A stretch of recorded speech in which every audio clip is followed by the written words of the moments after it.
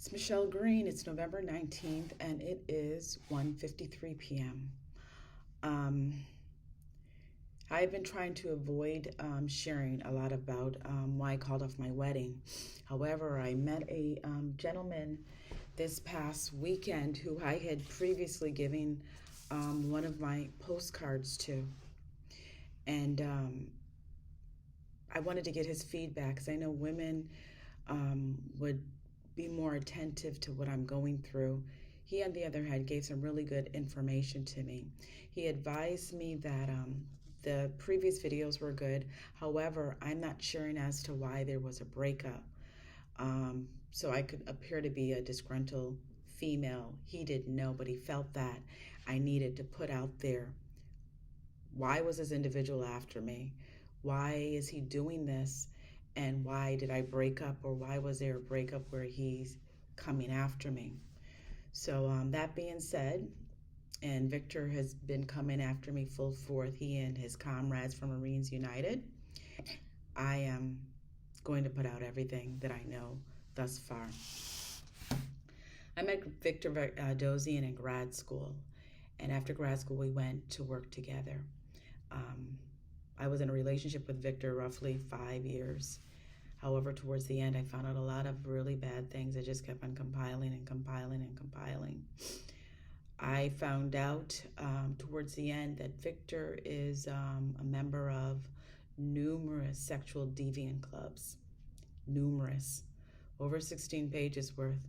Victor frequents Amsterdam.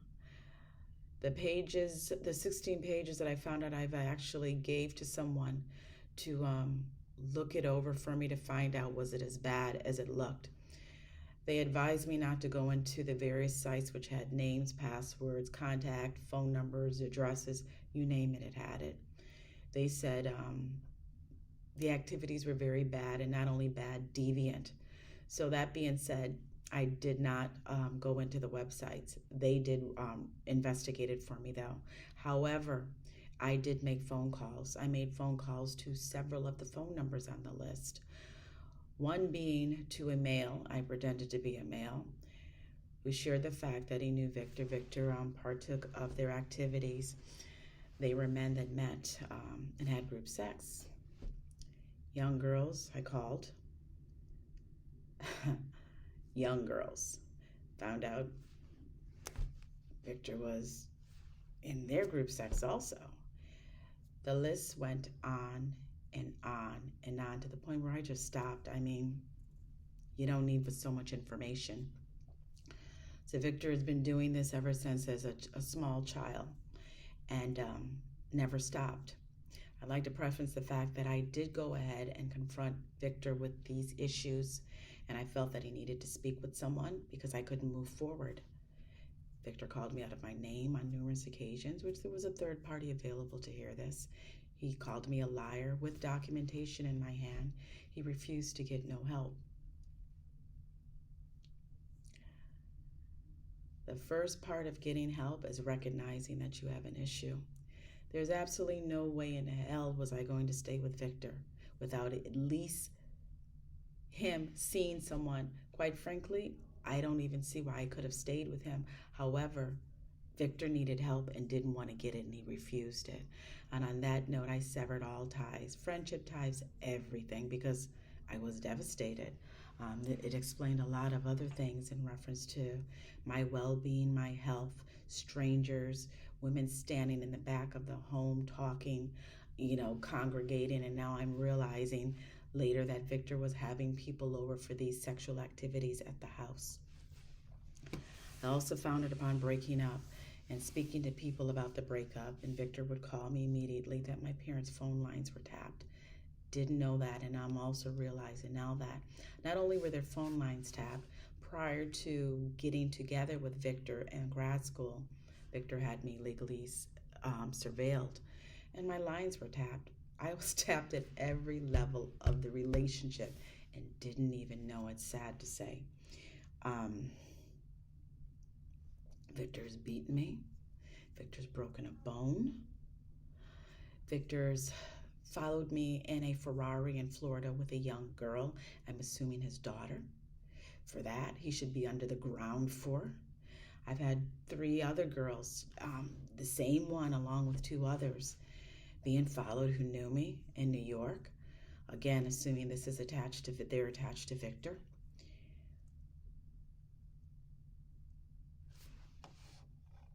I had no clue of what I was getting into with Victor Edozien. I have been surveilled since leaving him, I'm finding out. And each time I've gone to the police department, they've done absolutely nothing except told me, quote unquote, that I must serve and protect myself. I've gone to them with evidence. I've gone to them with everything. And everything is falsified, or what documentation that I've given to the police has disappeared. That's a nice way of saying destroyed. Victor's father disowned him. That should have been a red sign for me right there, but I really didn't know the specifics of it. There's just been so many things that I can't even recall all of them just at once. I've had military men approach me stating that if I thought I was being abused, this is real abuse. Also, Victor doesn't want me with another man, so he intends to ruin me. I've had date rape drugs where I've been passed out in my home and couldn't understand at the time, thought I was getting sick. It wasn't that they had access to me. I found out when I had bruises. I've had ecstasy, which I will specifically get into what they did there in order to make sure that I would not share what has been going on now that I found out. But Victor, before you, I had character, I had integrity, I had morals, and I still do. In lieu of the fact that I'm in a shelter now because of you and the police refusing to investigate how my money and my bank accounts have disappeared, how everything has disappeared. I still have integrity. You can't change me, Victor, no matter at what level. So I'm not going anyplace. And I'm not running away from you, Victor. Be prepared, I'm running towards you. My mother was murdered because of you.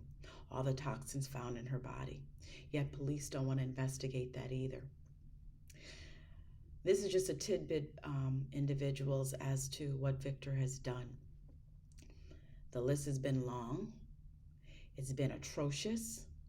But I'm going to get into it blow by blow until somebody hears my voice. I'm not going away.